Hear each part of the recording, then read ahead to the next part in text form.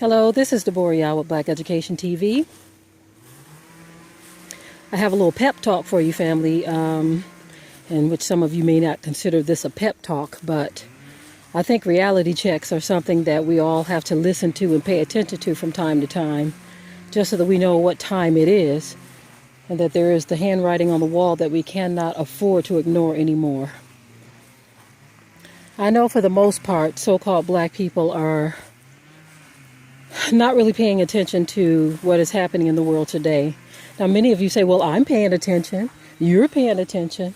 When I say for the most part, most of our people, I'm talking about our families, in which we know when we go to our family gatherings and when you go and you see your coworkers and you see our people at the shopping mall or wherever we may see our people, most of them are not thinking about or focused on what is about to happen with the economy. As a matter of fact, if you even try to bring up the subject of what we must be doing in preparation, usually you get a quick changing of the conversation because they don't want to hear about it, don't want to talk about it. I think too much of our focus is on things that don't matter. Social media has clouded our minds to the point where we're antisocial with one another. Yep, antisocial with one another. And that attitude, I believe, is brought on because most of us are connected through social media. Most of the people that contact our ministry is because of social media. Most of the people who know you that are listening to me is because of social media. When you look at most of our friend list, we have thousands of friends. And none of these people do we know personally, on a personal level. And so because the world is so social media driven, we tend to have more confidence in our friendships on social media than we try to develop interactions with people in person. And as a result, we've taken away each other's humanity. I love family gatherings. I love getting together with my people. That to me is a wonderful feeling, but the problem we're having now is because so many people are into social media and less into the person. What we tend to do is dehumanize each other because you're just a name or a face on a computer screen or on a mobile device. And that's how you know the person, and so therefore you don't consider that person's daily life. But this cloud of social media has created other problems and issues as well. Even though information is at the touch of a button or the click of a mouse, social media is so swamped with celebrity news, foolish news, garbage news. It's so packed with things that don't matter, to the point where the news you need to be focused on is going right over your head. And so when you hear someone say, "Come on inside, it's about to rain," it goes into one ear and out of the other. When you hear someone say that there's a storm near, we ignore that because we are having too much fun. If some of us only knew, if you only knew what lies ahead, what you do today would change drastically. See, the problem is because we don't know the future,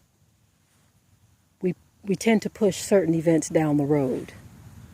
We hear that this is going to take place and that's going to take place, but in our minds, we create a safe zone, which is a false safe zone, because we can push things a year down the line, 2 years, 5 years, or not even in our lifetime. So certain things we can't even imagine happening in our own lifetime. But look, family, even as I'm standing here, the quiet, the calm, the serenity can be interrupted so fast that it would blow your mind. We get too caught up in the moment, and we think that these moments like this will always be here. Don't underestimate the storm that's brewing. Too many people are underestimating the storm that's brewing, and they think that they have time. They think that they have time to play around. There is no time to play around, family. Tomorrow is not promised.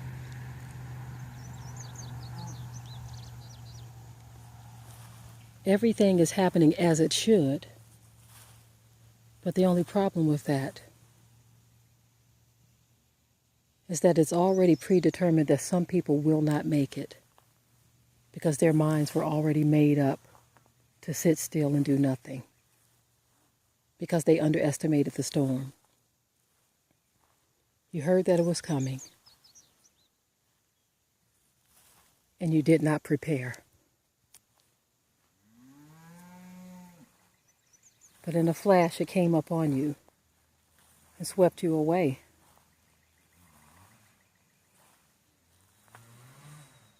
Listen, family, I know that it's easier said than done to mobilize yourself for what is going to take place.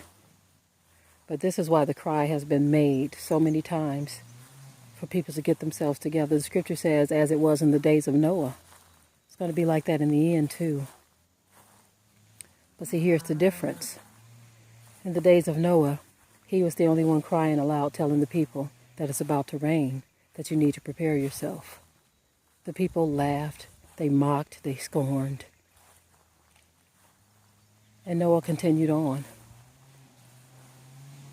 But then the rain came and swept them all away.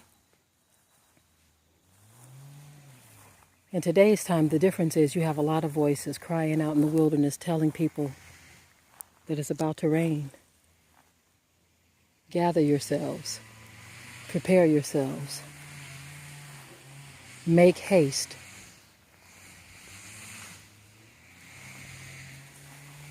But then people mock and they scorn and they laugh. And they carry on. They eat, they drink, they be merry.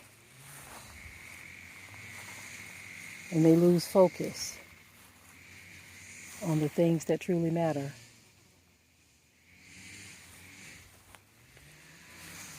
I know that there are things that are happening in this world that draw our attention, and that some things are a distraction. But that doesn't mean that we are to be distracted to the point where we falter in our duties.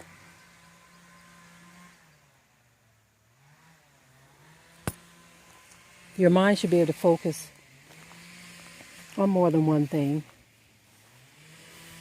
You can still focus on the task at hand, and prepare, while still realizing that you have to take care of your family's bills. No one is saying to run off in a corner and just hide and wait for whatever's to come. We're saying in the course of your day, remember that preparation should be underway as well.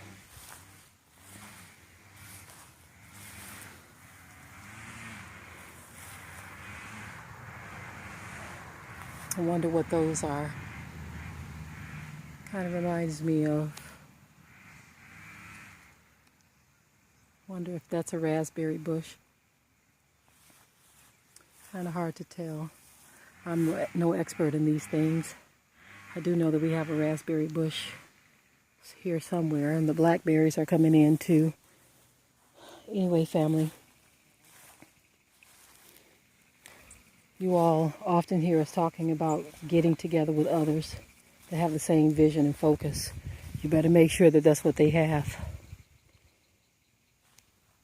Don't make the mistake of trying to unify to your own demise. You got to make sure you're on the same page with the same goal, the same vision. And not just the same goal and vision, because many people desire to do the same things. But you also have to make sure that you are on one accord spiritually. Because if you are not on one accord spiritually, you will clash. And you will still have problems. If you're paying attention to how number 45 is doing things, this current administration is no joke. No laughing matter at all. While he's playing footsies with Kim Jong-un of North Korea, talking about what a great friend he's found, there's something else brewing, and I'm not even sure he's aware of it. Seems like he's unaware of many things. He's just a puppet. There are others pulling the strings, in which many of you already know this. But regardless to what has taken place on Capitol Hill, in Washington, D.C., and all the government offices around the world, your duty is to you and your family. What are you doing to secure your family? Okay, family, I know that many grow weary of these conversations because they don't know what direction to go. They don't know which direction to turn. And I must say this because I can tell that there is a panic going on in a lot of people. And I can certainly respect that feeling, that emotion.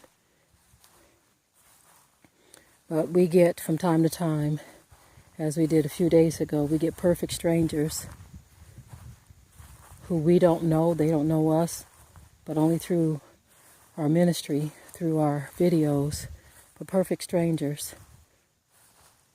are emailing, asking if they can come and live with us. Now, like I said, I can certainly understand that panic that a lot of people are going through right now. I certainly understand it, and I can appreciate a person reaching out in that way. But of course, in this day and time, you just cannot do that, even with people that you know. We can testify that you just cannot bring everyone into your house, into your life for that matter. You just can't do it.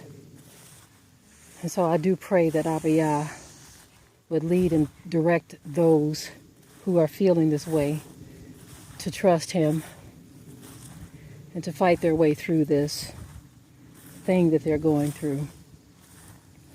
We've been at this for years, trying to be an encouragement in many different ways, even attempting at unification. But some things are just very obvious that you simply cannot do. As it was in the days of Noah, family. When the storm was about to come, when the rain was about to start falling, the people, right up until the day that it started to fall, didn't take it serious. They underestimated the storm. They didn't prepare, and they perished. It's sad that most of our plights will be determined by what we do today. I like to look at things like this, even if things don't look promising. Look at today and say, well, right now I'm alive, I'm breathing. I have right now to think, to pray, to do. You can't just be a thinker or a talker, but you have to be a doer. I spoke about a brother who had a desire for something because he had the desire, and he was putting himself out there that the door opened for him and someone blessed him with the thing that he desired. I see a lot of testimonies like that where when you put yourself out there and you make the necessary moves that you are supposed to make and you don't give up, the Most High will send someone to open the door for you. We've gotten testimonies from those who have acquired land through family or through gifting. Those who have acquired homes the same way. I love these testimonies. One brother got a trailer for his farm. When I hear things like this, I say, Abba Yah, he definitely takes care of his children when they trust him, they believe him, and when they put forth the effort, because faith without works is dead. I don't like to cause you to fear, family, but sometimes the reality checks are necessary, because just because we decide to ignore something, just because you choose to ignore the handwriting on the wall, doesn't mean that things are going to go back to normal.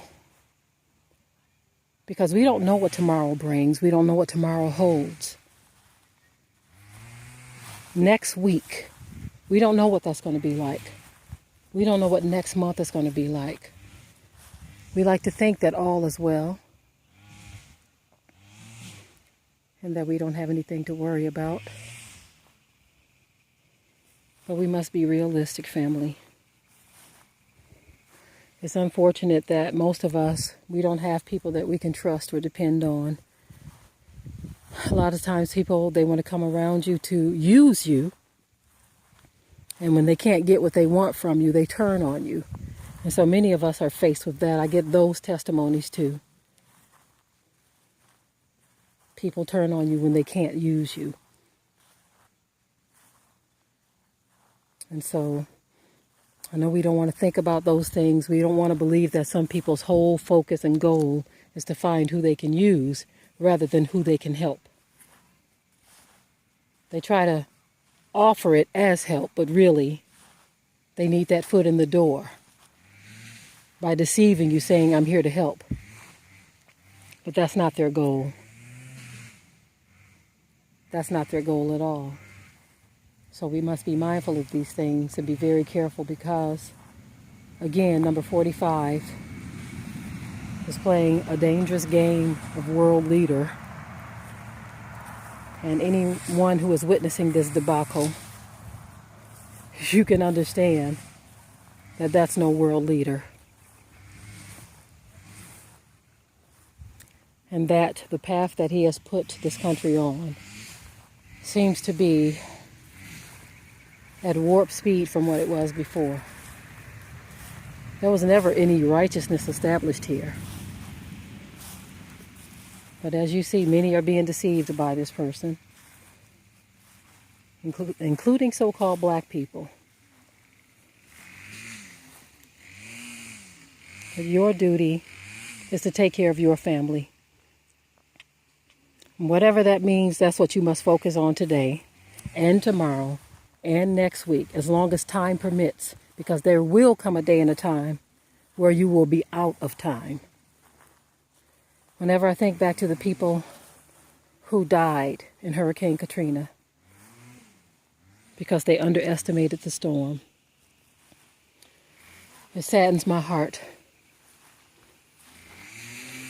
especially for those who were offered ways out, but they decided to ride it out to their own demise. Now, we know every story is different. Some people didn't have a way out, but there were those who did have a way out. And as you see, the help for our people was very minuscule. And for some, a day late and a dollar short, because our lives don't matter to some. And instead of us whining about that and trying to scream and holler that our lives matter, instead of doing that, try a different approach. You make your life matter. You take care of you and your family. And stop trying to beg and plead with those who have shown you that your life doesn't matter for a very long time. Stop trying to prove to them that it does. That's a waste of time.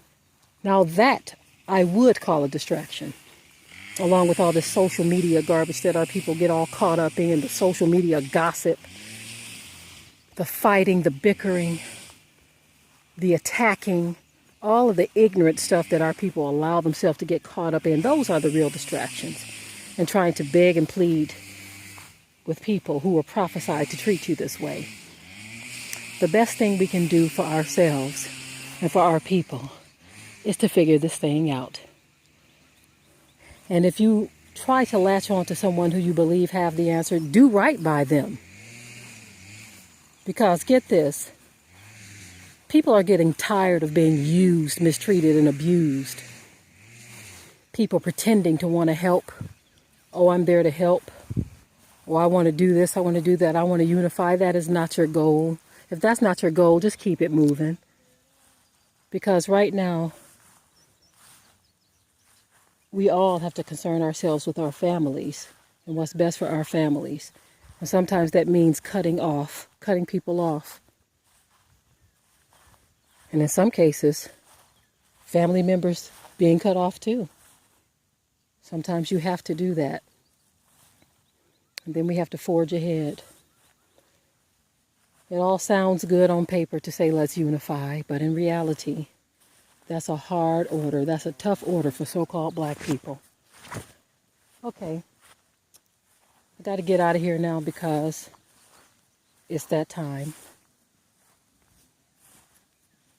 Thank you for listening, family. And with that, I will say shalom.